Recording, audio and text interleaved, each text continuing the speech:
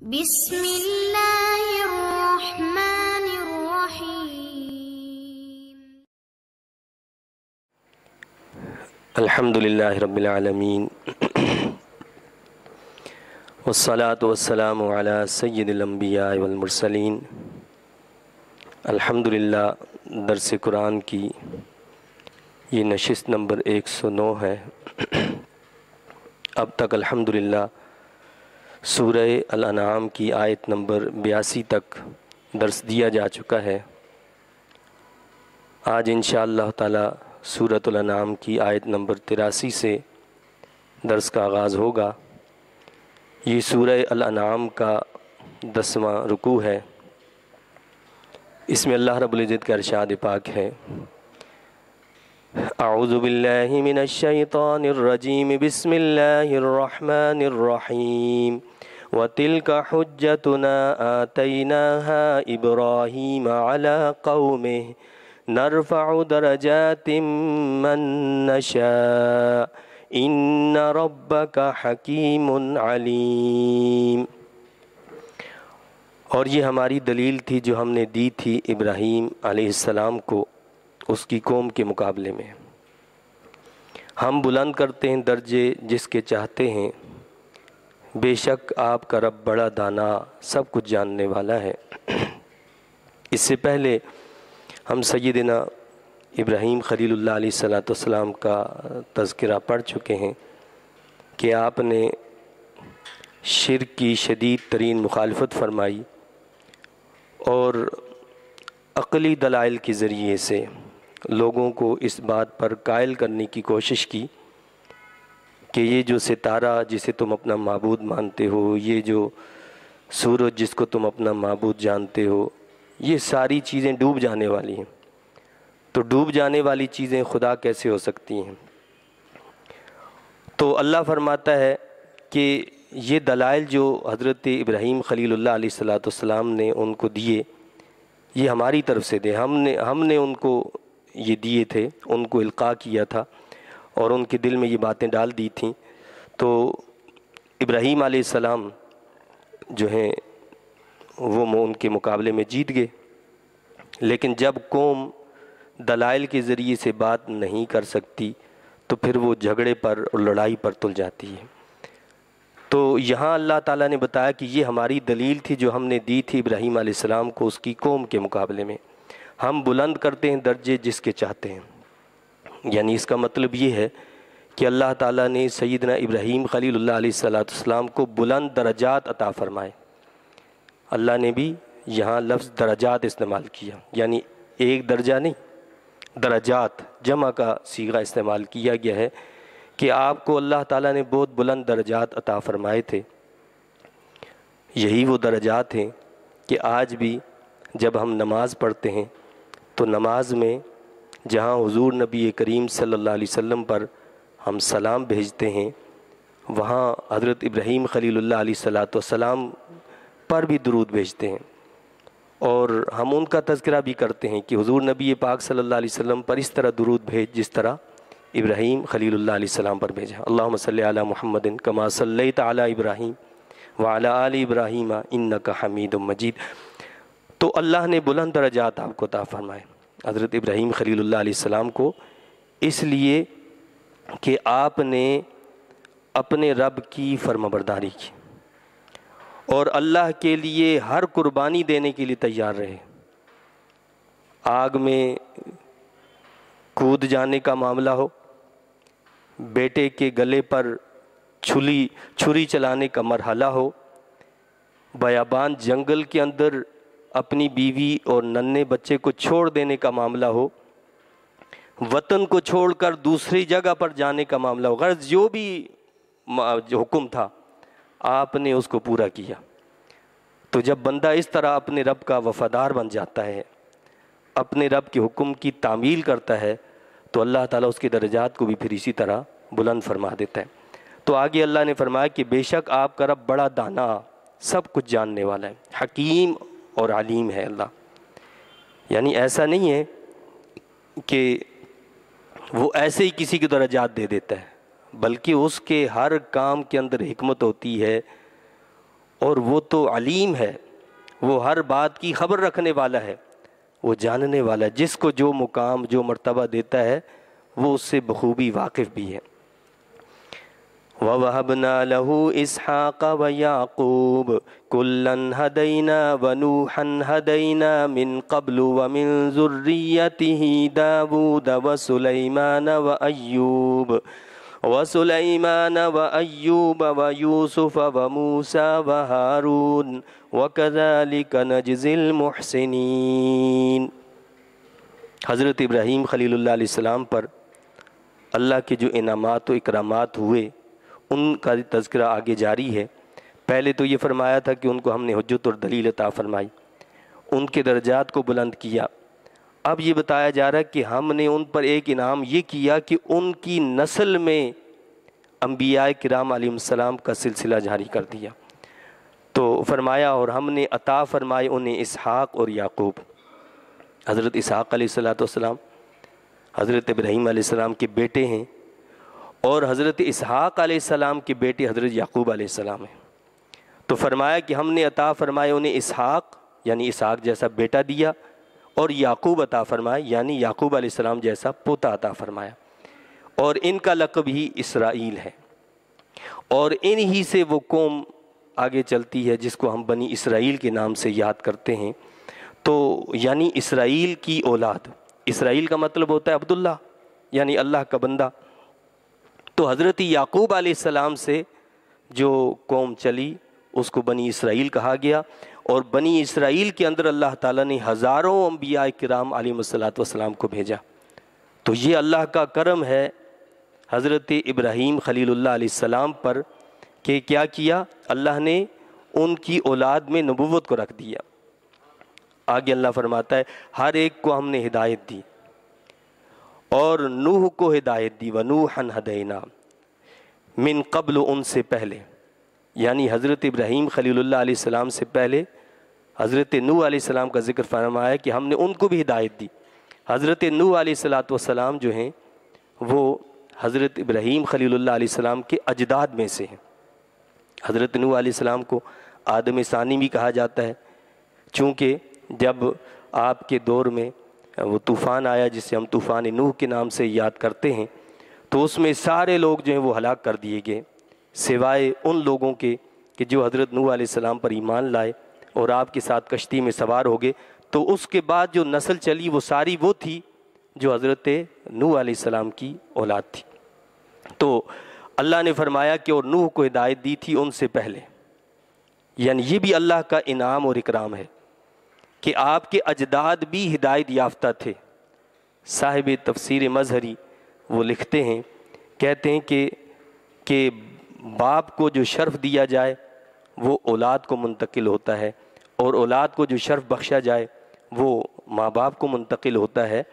تو یہ کیسے تصور کیا جا سکتا ہے کہ کوئی یہ کہے کہ حضور نبی کریم صلی اللہ علیہ وسلم کے والدین جو ہیں وہ ایمان پر نہیں تھے؟ تو یہ تو ناممکن سی بات ہے کہ شرف کامل اسی وقت نصیب ہو سکتا ہے کہ جب آپ کے والدین بھی صاحب ہدایت ہوں، وہ ہدایت یافتہ ہوں۔ تو فرمایا کہ آپ کے والدین ہدایت یافتہ ہیں۔ تو اللہ نے فرمایا کہ نوح کو ہدایت دی تھی ان سے پہلے، اور اس کی اولاد میں سے داود اور سلیمان اور ایوب اور یوسف اور موسیٰ اور ہارون علیہ السلام کو راہ راست دکھائی۔ یعنی اللہ تعالیٰ نے کئی انبیاء کرام علیہ السلام کا ذکر فرمایا، آگاہ کیا کہ یہ سارے حضرت ابراہیم خلیل اللہ علیہ السلام کی نسل سے ہیں، آپ کی اولاد ہیں۔ وَكَذَلِكَ نَجْزِي الْمُحْسِنِينَ، اور اسی طرح ہم بدلہ دیتے ہیں نیکوکاروں کو۔ تو فرمایا کہ جو بھی نیکی کرنے والا ہوتا ہے، جو محسن ہوتا ہے، اس کو بدلہ بھی ہم ایسا ہی دیا کرتے ہیں۔ یعنی جو خود نیک ہو، صالح ہو، عمل صالح کرنے والا ہو، اللہ تعالیٰ اس کو اولاد بھی نیک عطا فرماتا ہے، صالح اولاد عطا فرماتا ہے۔ کذالک نجزی المحسنین، اسی طرح ہم بدلہ دیتے ہیں نیکوکاروں کو۔ پھر مزید انبیاء علیہ السلام کا ذکر فرمایا جو حضرت ابراہیم خلیل اللہ علیہ السلام کی اولاد میں سے ہیں۔ وَزَكَرِيَّا وَيَحْيَا وَعِيسَى وَإِلْيَاسَ كُلٌّ مِّنَ الصَّالِحِينَ اور ہم نے ہدایت دی زکریا اور یحییٰ اور عیسیٰ اور الیاس علیہم السلام کو، یہ سب صالحین میں سے تھے۔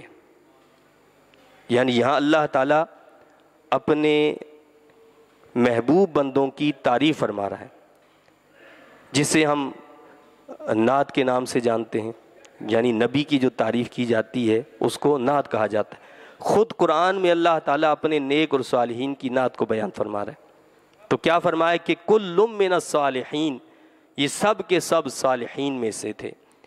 وَإِسْمَاعِيلَ وَالْيَسَعَ وَيُونُسَ وَلُوطًا وَكُلًّا فَضَّلْنَا عَلَى الْعَالَمِينَ، اور ہدایت دی اسماعیل اور یسع اور یونس اور لوط علیہم السلام کو۔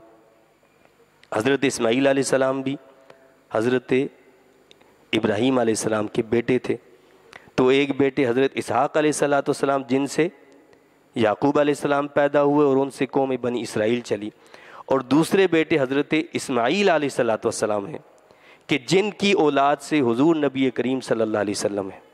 تو فرمایا کہ اسماعیل، ان کو بھی ہم نے ہدایت دی، اور یسع اور یونس اور لوط علیہ السلام کو ہدایت دی، اور ان سب کو ہم نے فضیلت دی سارے جہان والوں پر، فضلنا علی العالمین، سارے جہان والوں پر فضیلت دی۔ علماء کہتے ہیں کہ عالمین میں تمام چیزیں آ جاتی ہیں سوائے اللہ کے، یعنی اس کا مطلب یہ ہوا کہ اللہ کے نبی، اللہ کے رسول جو ہوتے ہیں وہ فرشتوں سے بھی افضل ہوتے ہیں، ان کو فضیلت حاصل ہے، کیونکہ اللہ نے فرمایا کہ وَكُلًّا فَضَّلْنَا عَلَى الْعَالَمِينَ، تو اللہ تعالیٰ نے ان سب کو فضیلت دی سارے جہان والوں پر، یعنی سارے جہان والوں پر ان کے زمانوں میں فضیلت عطا فرمائی، اور سب پر جو شرف عطا فرمایا تمام انبیاء اور رسول پر بھی، وہ اللہ تعالیٰ نے اپنے محبوب کریم محمد رسول اللہ صلی اللہ علیہ وسلم کو فضیلت عطا فرمائی۔ وَمِنْ آبَائِهِمْ وَذُرِّيَّاتِهِمْ وَإِخْوَانِهِمْ وَاجْتَبَيْنَاهُمْ وَهَدَيْنَاهُمْ إِلَى صِرَاطٍ مُسْتَقِيمٍ، اور ہدایت دی ان کے کچھ باپ دادوں اور ان کی اولاد اور ان کے بھائیوں کو، یعنی ہم نے ان میں سے اکثر کو کیا کیا؟ ہدایت عطا فرمائی، اور ہم نے چن لیا ان سب کو اور ہدایت دی ان سب کو راہ راست کی، ان سب کو صراط مستقیم پر چلایا اللہ تعالیٰ نے۔ ذَلِكَ هُدَى اللَّهِ يَهْدِي بِهِ مَن يَشَاءُ مِنْ عِبَادِهِ وَلَوْ أَشْرَكُوا لَحَبِطَ عَنْهُمْ مَا كَانُوا يَعْمَلُونَ، یہ اللہ تعالیٰ کی ہدایت ہے، رہنمائی کرتا ہے اس کے ساتھ جس کی چاہتا ہے اپنے بندوں سے، یعنی ہدایت دینا یہ اللہ کا کام ہے، اور جس کو اللہ چاہتا ہے اس کو ہدایت دے دیتا ہے اپنے بندوں میں سے، جو اس کی طرف رجوع کرنے والا ہوتا ہے، جو اس کے در کا سائل بن جاتا ہے، تو اللہ اس کو صراط مستقیم پر چلا دیتا ہے، اس کو ہدایت دے دیتا ہے۔ اور اگر وہ شرک کرتے، یعنی شرک کی مذمت کرتے ہوئے کتنی سخت تنبیہ فرمائی اللہ تعالیٰ نے کہ اگر یہ اللہ کے برگزیدہ بندے جن سے شرک محال ہے، تو بفرض محال اگر وہ بھی شرک کرتے تو کیا فرمایا اللہ نے؟ لَحَبِطَ عَنْهُمْ مَا كَانُوا يَعْمَلُونَ، تو ضرور ضائع ہو جاتا ان سے وہ عمل جو وہ کیا کرتے تھے۔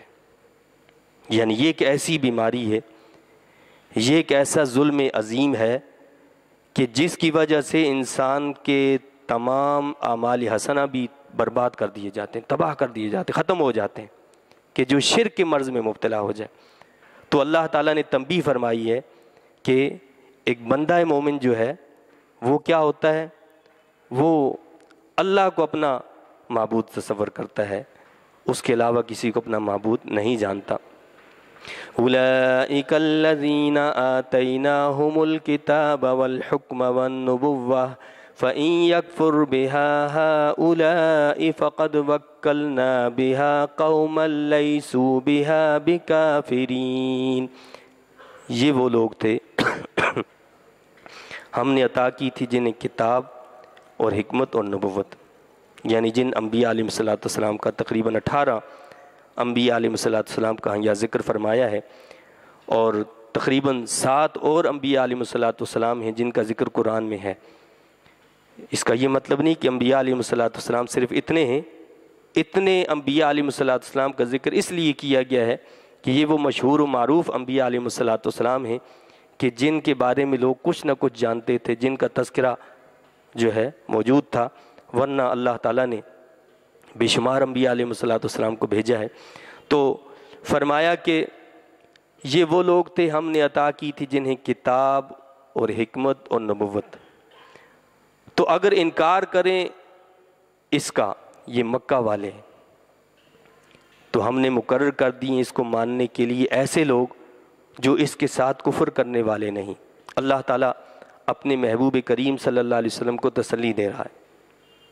پہلے انبیاء علیہ السلام کا ذکر کیا، یہاں فرمایا کہ یہ جو آپ اپنی دعوت پیش کر رہے ہیں، اللہ کا پیغام لوگوں تک پہنچا رہے ہیں، لیکن یہ لوگ ماننے کے لیے تیار نہیں ہیں، تو فرمایا کہ آپ فکر نہ کریں۔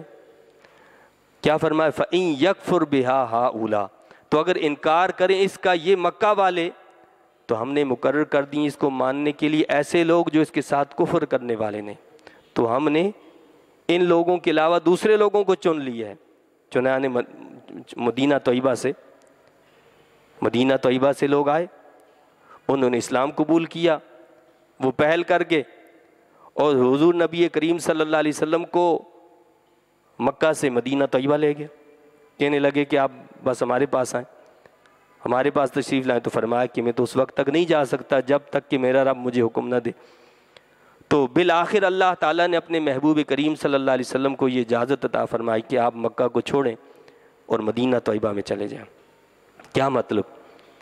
کہ جب اللہ کے دین کی قدردانی کسی مقام پر نہیں کی جاتی تو اس کا یہ مطلب نہیں ہے کہ دین ختم ہو جائے گا۔ اللہ تعالیٰ دوسرے لوگوں کو چن لیتا ہے، ناقدروں کو سزا دیتا ہے، ناقدرے لوگوں کو سزا دیتا ہے، اور دوسرے لوگوں کو اللہ تعالیٰ منتخب کر کے ان سے اپنے دین کا کام لیتا ہے۔ تو یہ جو مہاجرین و انصار، مکہ میں بھی جن لوگوں نے اسلام قبول کیا، اور انصار جو مدینہ طیبہ کے لوگ تھے، ان کو اللہ نے منتخب کیا، انہوں نے اسلام کے لیے ہر قربانی دی۔ 313 لوگ ہیں، اور دوسری طرف جو ہے بہت بڑا لشکر موجود ہے، اسلحہ بھی موجود ہے، سب کچھ موجود ہے، ان کے پاس کچھ بھی موجود نہیں۔ کہا کہ اللہ کی راہ میں جان دینی ہے، لڑنا ہے تو وہ چل پڑے، یہ نہیں کہا کہ جی ہمارے پاس یہ نہیں ہے وہ نہیں ہے، نہیں، اللہ کی راہ میں نکل پڑے، اور اللہ نے وہ شاندار کامیابی عطا فرمائی کہ تاریخ میں اس کی مثال نہیں ملتی۔ تو یہ ہے کہ اگر یہ انکار کرتے ہیں، کوئی شخص یہ سمجھتا ہو کہ دین کا جتنا کام ہے یہ میرے بل بوتے پر ہے، بس میں اگر نہ کروں تو بس یہ سب ختم ہو جائے، یہ سب سے بڑی جہالت، یہ سب سے بڑی بے وقوفی اور شیطان کا سب سے بڑا داؤ ہے۔ اس لیے کہ رب کائنات کو میری آپ کی ضرورت نہیں ہے، مجھے اور آپ کو رب کی ضرورت ہے۔ ہم اس کی دین کی قدر کریں گے، وہ ہمارے درجات کو بلند کرے گا، وہ ہمارے اعمال کی قدردانی فرمائے گا۔ لیکن اگر ہم اس کی ناقدری کریں، اس کے دین کی ناقدری کریں اور یہ سمجھیں کہ ہم کچھ ہیں، تو اللہ تعالیٰ کی شان بڑی بے نیاز ہے، وہ ایسے لوگوں کو ہلاک کر دیتا ہے، ہٹا دیتا ہے، اور دوسرے لوگوں کو منتخب کر لیتا ہے، دوسرے لوگوں کو چن لیتا ہے جو اس کے دین کا کام کرتے ہیں۔ تو فرمایا کہ تو اگر انکار کریں اس کا یہ مکہ والے، تو ہم نے مقرر کر دی اس کو ماننے کے لیے ایسے لوگ جو اس کے ساتھ کفر کرنے والے نہیں۔ اولئک الذین ھدی اللہ فبہداہ مقتدہ قل لا اسألکم علیہ اجرا ان هو الا ذکری للعالمین۔ یہی وہ لوگ ہیں جنہیں ہدایت دی تھی اللہ نے، یعنی یہ جن انبیاء علیہ السلام کا ذکر فرمایا اور جن لوگوں کا ذکر کیا کہ ہم نے ان کو مقرر کر دیا ہے اس کو قبول کرنے کے لیے، جو اس کا انکار نہیں کریں گے، جو اس پر ایمان لائیں گے، یہ سب وہ لوگ ہیں کہ جنہیں ہدایت دی تھی اللہ نے، فَبِهُدَاهُ مُقْتَدِّ، تو انہی کے طریقے کی پیروی کرو۔ اللہ تعالیٰ نے اپنے محبوب کریم صلی اللہ علیہ وسلم کو حکم دیا کہ یہ جو پہلے انبیاء علیہ السلام گزرے ہیں ان کے طریقے کی آپ بھی پیروی کریں۔ کیا مطلب؟ اصول جو ہیں، تمام انبیاء علیہ السلام کے ہمیشہ ایک ہی رہے، یعنی عقائد، توحید ہے، آخرت ہے، یہ سارے سب کے ہمیشہ ایک ہی رہے، تو ان کی اتباع، ان میں اصولوں میں ان کی اتباع کرنی ہے۔ ظاہر بات ہے فروعات جو ہیں وہ ہمیشہ ہر زمانے میں مختلف رہی ہیں، ہر نبی جو شریعت لے کر آئے ہیں تو اس میں مختلف معاملات رہے ہیں، تو اسی طرح آخری شریعت جو ہے وہ حضور نبی کریم صلی اللہ علیہ وسلم کی ہے، لہٰذا آپ کی اقتداء جو ہوگی وہ تمام انبیاء علیہ السلام کی اقتداء کہلائے گی۔ تو مفسرین کرام فرماتے ہیں کہ اللہ نے حکم دیا اپنے حبیب علیہ السلام کو فَبِهُدَاهُ مُقْتَدِ، انہی کے طریقے کی پیروی کرو۔ تو حضور نبی کریم صلی اللہ علیہ وسلم تو قرآن کی ایک عملی شکل ہے، آپ نے تمام انبیاء علیہ السلام کی اقتداء کی۔ اللہ تعالیٰ نے دیگر انبیاء علیہ السلام کو انفرادی طور پر جو فضیلت، جو کمالات عطا فرمائے تھے وہ سارے کے سارے حضور نبی کریم صلی اللہ علیہ وسلم کے اندر جمع ہو گئے، اور اس طرح آپ تمام انبیاء علیہ السلام پر شرف اور فضیلت والے بن گئے، یعنی آپ کو اللہ تعالیٰ نے تمام انبیاء اور رسول پر فضیلت عطا فرمائی، اس سے آپ کی فضیلت ظاہر ہوتی ہے۔ آپ فرمائیے میں نہیں مانگتا تم سے اس تبلیغ قرآن پر کوئی اجرت، یعنی یہ لوگ جو آپ کی دعوت کو قبول نہیں کر رہے یہ سمجھتے ہیں کہ شاید یہ کوئی کاروبار ہے، یہ اس کے ذریعے سے کوئی دولت کمانا چاہتے ہیں۔ آپ فرما دیں کہ اے لوگو غور سے سن لو کہ یہ دعوت دین جو ہے یہ میرا کوئی کاروبار نہیں ہے کہ اگر تم میری بات نہیں مانو گے تو میرا خسارہ ہو جائے گا، میرا نقصان ہو جائے گا، نہیں، یہ تو میرا مشن ہے، یہ میری زندگی کا مقصد ہے کہ میں نے کیا کرنا ہے، اللہ کے پیغام کو لوگوں تک پہنچانا ہے، تم مانو یا نہ مانو، یہ میرا کاروبار نہیں ہے، میرا خسارہ نہیں ہوگا، میرا نقصان نہیں ہوگا۔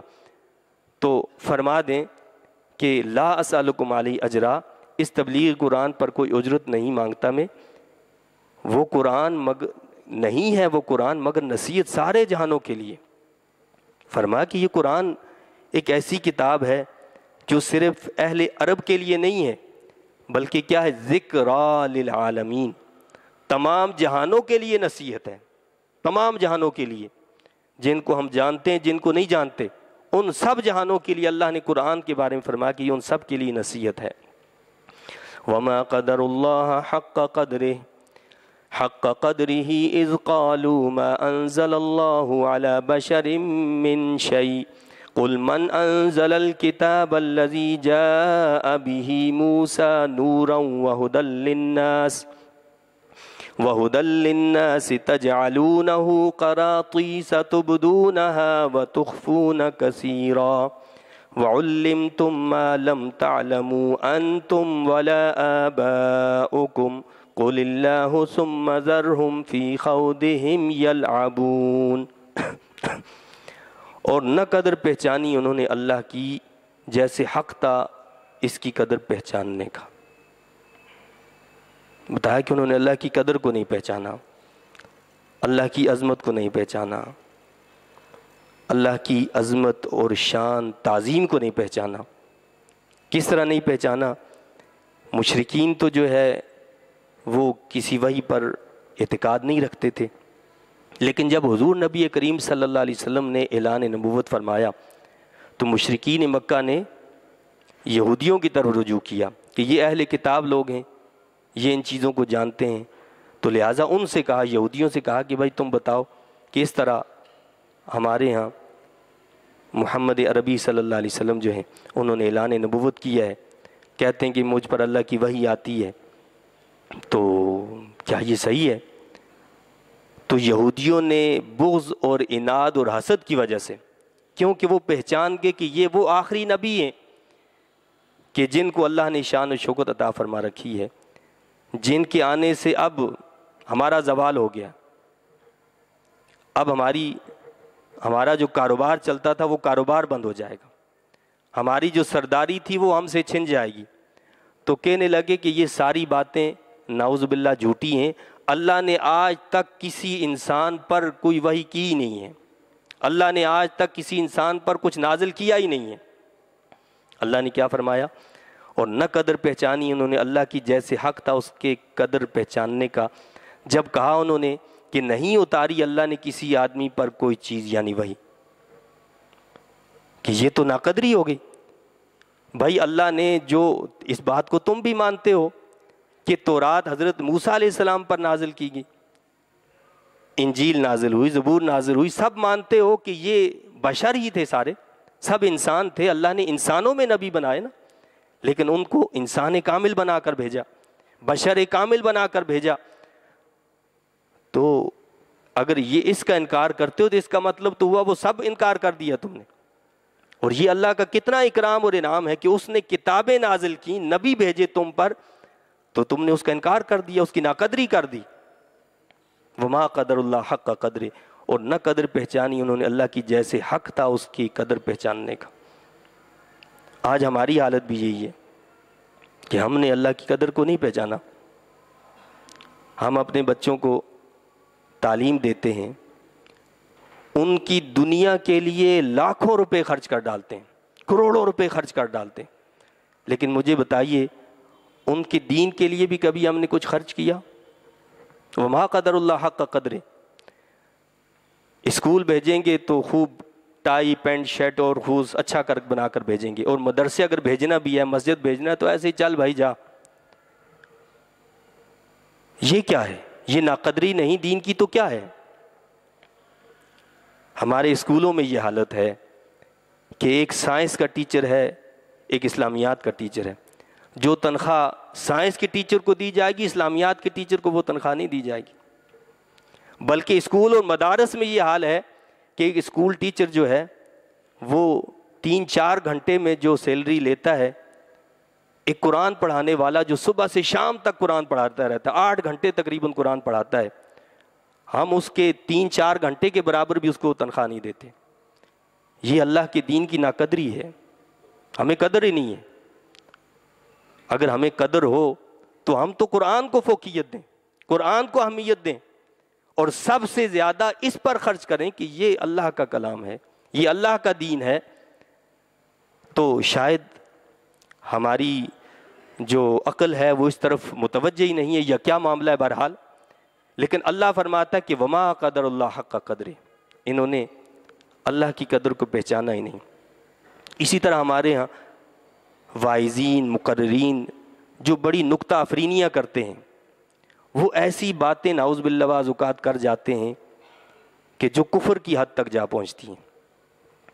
کہتے ہیں کہ جی وہ حضرت سیدنا جنید بغدادی رحمۃ اللہ علیہ ایک مرتبہ تشریف لے جا رہے تھے، تو آگے دریا آ گیا، تو دریا آیا تو اس پر آپ نے اللہ کا نام لیتے ہوئے قدم رکھا، تو دریا جو راستہ بن گیا ان کے لیے، تو آپ اللہ اللہ کرتے چلے گئے۔ تو پیچھے سے ایک مرید صاحب آئے، انہوں نے کہا کہ حضور میں بھی آنا چاہتا ہوں، تو آپ نے فرمایا کہ تم کہو یا جنید یا جنید۔ تو کہتے ہیں کہ جب وہ مرید صاحب جو ہیں چلے تو آدھے راستے میں پہنچے تو انہوں نے کہا کہ یہ خود تو یا اللہ پکار رہے ہیں، اور مجھے کہہ رہے ہیں یا جنید، تمہیں بھی یا اللہ کیوں نہ کہوں؟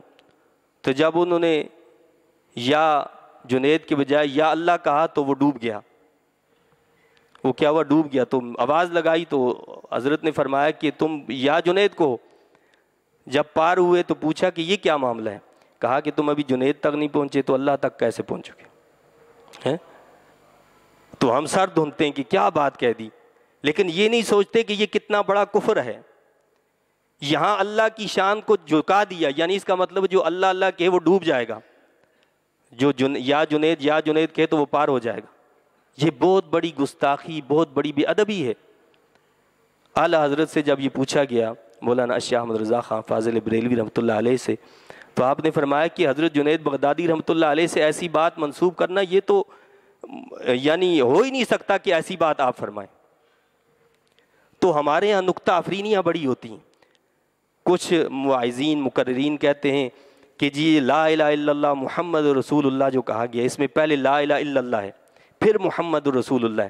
تو کیا کہتے ہیں؟ نعوذ باللہ، کہتے ہیں پہلے اللہ کا نام اس لیے لیا گیا کہ پہلے آپ لا الہ الا اللہ کہیں تو آپ کی زبان پاک ہو جائے، اور پھر محمد رسول اللہ کہیں تو پاک زبان سے محمد رسول اللہ نکلے۔ اس کا کیا مطلب؟ یعنی اس کا مطلب یہ ہوا کہ اللہ کا نام آپ ناپاکی میں لو، نعوذ باللہ۔ تو یہ غلط باتیں ہیں، ان سے اجتناب کرنا لازمی ہے۔ سعید ملت مولانا غلام رسول سعیدی نور اللہ مرقدہ نے اپنی تفسیر تبیان القرآن میں اس حوالے سے کئی اصلاحی باتیں کی ہیں۔ ہمارے مقررین اور واعظین کو اس مقام کا ضرور مطالعہ کرنا چاہیے کہ کیسی کیسی باتیں بعض اوقات ہم اپنی زبانوں سے نکال دیتے ہیں۔ تو اللہ نے فرمایا کہ اور نہ قدر پہچانی انہوں نے اللہ کی جیسے حق تھا اس کی قدر پہچاننے کا۔ جب کہا انہوں نے کہ نہیں اتاری اللہ نے کسی آدمی پر کوئی چیز یعنی وحی، آپ پوچھئے کس نے اتاری تھی وہ کتاب جسے لے آئے تھے موسیٰ علیہ السلام، جو سراسر نور تھی اور سراپا ہدایت تھی لوگوں کے لیے۔ یہ تورات جو نازل ہوئی جو نور تھی، جو سراسر ہدایت تھی، تو وہ کس پر اتاری گئی؟ موسیٰ علیہ السلام پر اتاری گئی تھی۔ یعنی یہ مانتے ہو نہیں مانتے ہو؟ تو سراپا ہدایت تھی لوگوں کے لیے، تم نے بنا لیا ہے اسے الگ الگ کاغذ، یعنی اس کے ٹکڑے ٹکڑے کر دیے، یعنی اس کو پارا پارا کر دیا، اس کی تعلیمات کو بکھیر دیا۔ تم نے اس کی تعلیمات پر عمل نہیں کیا۔ جو من میں آیا وہ سامنے کر دیا، جو من میں آیا اس کو چھپا دیا، اور من پسند باتیں لوگوں کو بتاتے رہے۔ تو فرمایا کہ تم نے بنا لیا اسے الگ الگ کاغذ، ظاہر کرتے اسے اور چھپا لیتے اس کا بہت سا حصہ۔ حضور نبی کریم صلی اللہ علیہ وسلم کی تعریف کو چھپا لیتے ہو، عیسیٰ علیہ السلام کی تعریف و توصیف کو چھپا لیتے ہو، اور دیگر کئی احکامات ایسے ہیں کہ جو اللہ کی طرف سے ہوتے ہیں لیکن تمہارا نفس نہیں چاہتا ہے، تم ان کو چھپا دیتے ہو اور وہاں اپنی من پسند بات کہتے ہو۔ اور تمہیں سکھایا گیا جو نہ تم جانتے تھے اور نہ تمہارے باپ دادا، آپ فرما دیجئے اللہ، پھر چھوڑ دیجئے انہیں تاکہ وہ اپنی بیہودہ باتوں میں کھیلتے رہیں۔ فرمایا کہ آپ سارا معاملہ اللہ پر چھوڑ دیں، یہ آپ کی بات نہیں مانتے تو آپ چھوڑ دیں ان کا معاملہ، ان کو ان کی بیہودگیوں میں پڑے رہنے دیں اور اللہ ان کو اس کی سزا دے گا۔ وَهَذَا كِتَابٌ أَنزَلْنَاهُ مُبَارَكٌ مُصَدِّقُ الَّذِي بَيْنَ يَدَيْهِ وَلِتُنذِرَ أُمَّ الْقُرَىٰ وَمَنْ حَوْلَهَا وَالَّذِينَ يُؤْمِنُونَ بِالْآخِرَةِ يُؤْمِنُونَ بِهِ وَهُمْ عَلَىٰ صَلَاتِهِمْ يُحَافِظُونَ۔ اور اس لیے تاکہ ڈرائیں آپ مکہ والوں کو، اور یہ قرآن کتاب ہے ہم نے اتارا ہے، اس کو بابرکت ہے، تصدیق کرنے والی ہے اس وحی کی جو اس سے پہلے نازل ہوئی۔ اللہ فرماتا ہے کہ وَهَذَا كِتَابٌ أَنزَلْنَاهُ مُبَارَكٌ، یہ قرآن کتاب ہے، یہ اللہ کی کتاب ہے، اس کو ہم نے نازل کی۔ اللہ فرما رہا ہے، تم کہتے ہو کہ یہ انہوں نے اپنی طرف سے بنائی، اللہ فرماتا ہے کہ أَنزَلْنَاهُ، ہم نے اس کو اتارا ہے، ہم نے نازل کیا۔ اور کیسی کتاب ہے؟ مبارک، یہ تو برکت والی کتاب ہے بھائی، یہ برکت والی کتاب ہے۔ یہ قرآن جس مہینے میں یہ اتری وہ مہینہ برکت والا، جس رات میں اتری وہ رات بھی برکت والی، لیلۃ مبارکہ، اللہ نے فرمایا انا انزلناہ فی لیلۃ مبارکہ، اس قرآن کو ہم نے برکت والی رات میں نازل کیا۔ اور صاحب قرآن جن پر قرآن کو نازل کیا وہ بھی برکت والے، جس کی سینے میں یہ قرآن آ جائے وہ بھی برکت والا، جو اس کے ساتھ وابستہ ہو جائے وہ بھی برکت والا بن جاتا ہے۔ تو اللہ فرماتا ہے کہ یہ قرآن کتاب ہے، ہم نے اتارا ہے، اس کو بابرکت ہے، تصدیق کرنے والی اس وحی کی جو اس سے پہلے نازل ہوئی، پہلی کتابوں کی تصدیق کرتی ہے۔ اور اس لیے تاکہ ڈرائیں آپ مکہ والوں کو، اس قرآن کو کس لیے نازل کیا ہے؟ ڈرانے کے لیے، تاکہ ڈرائیں آپ مکہ والوں کو اور جو اس کے ارد گرد ہیں، یعنی ام القریٰ مکہ میں رہنے والے اور جو اس کے ارد گرد ہیں، یہ تمام عالم کا جو ہے یعنی سینٹر ہے مکہ مکرمہ۔ تو فرمایا کہ مکہ مکرمہ والوں کو اور تمام عالم کو آپ اس کے ذریعے سے ڈرائیں کہ اگر اس کی احکامات کی تعمیل نہیں کرو گے تو سخت سزائیں ہیں، سخت عذاب ہے، اور اگر اس کے مطابق عمل کرو گے، اس کی تعلیمات پر عمل کرو گے تو تمہارے لیے کامیابیاں اور کامرانیاں دنیا کی بھی اور آخرت کی بھی ہیں۔ اور جو ایمان لائے ہیں آخرت کے ساتھ، وہ ایمان رکھتے ہیں اس پر بھی اور وہ اپنی نماز کی پابندی کرتے ہیں۔ جو آخرت پر ایمان رکھتا ہے وہ اس کتاب پر ایمان رکھتا ہے، اور اس کے ساتھ اگلی چیز کیا بتائیے؟ وَهُمْ عَلَىٰ صَلَاتِهِمْ يُحَافِظُونَ، وہ اپنی نمازوں کی حفاظت کرتے ہیں۔ یعنی نماز کی اہمیت آپ دیکھیں کہ ایمان بالآخرہ، ایمان بالقرآن کے ساتھ جس بات کا تذکرہ وہ کیا ہے؟ وَهُمْ عَلَىٰ صَلَاتِهِمْ يُحَافِظُونَ، وہ اپنی نمازوں کی حفاظت کرتے ہیں۔ ہم کتنی اپنی نمازوں کی حفاظت کرتے ہیں؟ خصوصاً فجر میں آپ دیکھیں مسجدوں کا کیا حال ہوتا ہے، چند لوگ ہوتے ہیں، باقی سب آرام کر رہے ہیں۔ تو اللہ فرماتا ہے کہ جو آخرت پر ایمان رکھنے والا ہے، جس کو آخرت کی فکر ہوگی، وہ اپنی نماز کو ضائع نہیں کرے گا، وہ اپنی نماز کی حفاظت کرے گا۔ وَمَنْ أَظْلَمُ مِمَّنِ افْتَرَىٰ عَلَى اللَّهِ كَذِبًا أَوْ قَالَ أُوحِيَ إِلَيَّ وَلَمْ يُوحَ إِلَيْهِ شَيْءٌ وَمَنْ قَالَ سَأُنزِلُ مِثْلَ مَا أَنزَلَ اللَّهُ وَلَوْ تَرَىٰ إِذِ الظَّالِمُونَ فِي غَمَرَاتِ الْمَوْتِ وَالْمَلَائِكَةُ بَاسِطُو أَيْدِيهِمْ أَخْرِجُوا أَنفُسَكُمْ الْيَوْمَ تُجْزَوْنَ عَذَابَ الْهُونِ بِمَا كُنْتُمْ تَقُولُونَ عَلَى اللَّهِ غَيْرَ الْحَقِّ وَكُنْتُمْ عَنْ آيَاتِهِ تَسْتَكْبِرُونَ۔ اور کون زیادہ ظالم ہے اس سے جو بہتان باندھے اللہ پر جھوٹا، یا کہے کہ وحی کی گئی ہے میری طرف، حالانکہ نہیں وحی کی گئی اس کی طرف کچھ بھی۔ مسیلمہ کذاب کہنے لگا کہ جی میرے اوپر بھی وحی آتی، میں بھی نبی ہوں۔ حضور نبی پاک صلی اللہ علیہ وسلم کے پاس 2 قاصد بھیج دیے کہ آدھا حصہ آپ کا آدھا میرا ہے۔ تو اللہ کے رسول صلی اللہ علیہ وسلم نے ان سے پوچھا کہ تم اس کو کیا مانتے ہو مسیلمہ کذاب کو؟ تو کہنے لگے کہ ہم نبی مانتے ہیں۔ اللہ کے حبیب علیہ السلام نے فرمایا، ارشاد پاک کا مفہوم یہ ہے کہ اگر یہ ممنوع نہ ہوتا کہ قاصدوں کو قتل نہیں کیا جاتا تو میں تم دونوں کی گردن کو اڑا دیتا۔ تو فرمایا کہ اس سے بڑا بہتان باندھنے والا اللہ پر جھوٹا کون ہو سکتا ہے کہ جو کہے کہ مجھ پر وحی آتی ہے حالانکہ اس پر کچھ بھی اللہ نے نہیں نازل کیا۔ کون زیادہ ظالم ہے اس سے جو کہے میں بھی نازل کروں گا ایسا ہی کلام جیسے نازل کیا اللہ نے۔ کاش تم دیکھو جب ظالم موت کی سختیوں میں گرفتار ہوں اور فرشتے بڑھا رہے ہیں ان کی طرف اپنے ہاتھ اور انہیں کہیں کہ نکالو اپنی جانوں کو، آج تمہیں دیا جائے گا ذلت کا عذاب، اس وجہ سے کہ تم بہتان لگاتے تھے اللہ تعالیٰ پر ناحق، اور تم اس کی آیتوں کے ماننے سے تکبر کیا کرتے تھے۔ آیتوں کو نہ ماننے کی کیا وجہ تھی؟ تم اپنے آپ کو بڑا سمجھتے تھے۔ وَلَقَدْ جِئْتُمُونَا فُرَادَىٰ كَمَا خَلَقْنَاكُمْ أَوَّلَ مَرَّةٍ وَتَرَكْتُم مَّا خَوَّلْنَاكُمْ وَرَاءَ ظُهُورِكُمْ وَمَا نَرَىٰ مَعَكُمْ شُفَعَاءَكُمُ الَّذِينَ زَعَمْتُمْ أَنَّهُمْ فِيكُمْ شُرَكَاءُ لَقَد تَقَطَّعَ بَيْنَكُمْ وَضَلَّ عَنكُمْ مَا كُنتُمْ تَزْعُمُونَ۔ اور بے شک آ گئے ہو تم ہمارے پاس اکیلے اکیلے۔ کیسے اکیلے آئے ہو؟ جیسے ہم نے پیدا کیا تھا تمہیں پہلی دفعہ دنیا میں، ہم آئے تھے خالی ہاتھ آئے تھے، بدن پر کوئی کپڑا بھی نہیں تھا۔ تو فرمایا کہ بے شک آ گئے تم ہمارے پاس اکیلے اکیلے جیسے ہم نے پیدا کیا تھا تمہیں پہلی دفعہ، اور تم چھوڑ آئے ہو جو ہم نے عطا فرمایا تھا تمہیں اپنے پیچھے، جو مال و متاع دیا تھا، سامان دیا تھا، گاڑیاں دی تھی، عزت دی تھی، اسٹیٹس دی تھی، دنیا کی شہرت دی تھی، یہ ساری چیزیں لاؤ لشکر یہیں رہ جائیں گے۔ کیا فرمایا کہ یہ سب کچھ چھوڑ کر تم ہمارے پاس آؤ گے۔ حشر کا منظر پیش کیا جا رہا ہے تو ہم کہیں گے کہ وہ سب تم چھوڑ کر آگے، اب یہاں کوئی چیز کام نہیں آئے گی، ماں باپ کام نہیں آئیں گے، چاہنے والے کام نہیں آئیں گے، محبت کا دم بھرنے والے کام نہیں آئیں گے، تو وہ سب تو تم پیچھے چھوڑ آئے، اور ہم نہیں دیکھتے تمہارے ساتھ ان سفارشیوں کو جن کے متعلق تم خیال کرتے تھے کہ وہ تمہارے معاملے میں ہمارے شریک ہیں، یعنی وہ بت جن کو تم سمجھتے تھے کہ یہ ہمارے سفارش کریں گے اللہ سے، جو ہمیں چھڑا لیں گے۔ فرمایا کہ آج تو وہ بھی کہیں نظر نہیں آ رہے، دیکھو کہاں ہیں، تو کوئی نظر نہیں آئے گا۔ کیا فرمایا؟ بے شک ٹوٹ گئے تمہارے سارے رشتے تعلقات منقطع ہو جائیں گے۔ دنیا کے اندر تعلقات کام کرتے نا ہمارے، فرمایا کہ یہ سارے تعلقات وہاں ختم ہو جائیں گے۔ تو ٹوٹ گئے تمہارے سارے رشتے اور کھو گئے تم سے جو تم دعوے کیا کرتے تھے، جو دعوے تھے وہ سارے ختم ہو کر رہ گئے۔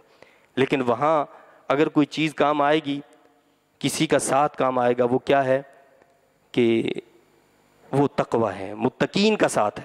قرآن میں اللہ نے فرمایا ہے کہ جو متقین ہوں گے ان کے تعلقات منقطع نہیں ہوں گے، اچھوں کے ساتھ، نیک لوگوں کے ساتھ جو تعلقات ہوں گے وہ منقطع نہیں ہوں گے، اس کے علاوہ جتنے رشتے اور تعلقات ہوں گے وہ سارے کے سارے ختم ہو کر رہ جائیں گے۔ اللہ تعالیٰ سے دعا التجا ہے کہ اللہ تعالیٰ مجھے آپ کو، ہم سب کو قرآن و سنت کی تعلیمات کی صحیح سمجھ عطا فرمائے اور ان تعلیمات کے مطابق عمل کی توفیق عطا فرمائے۔ آمین۔ وآخر دعوانا من الحمد للہ رب العالمین۔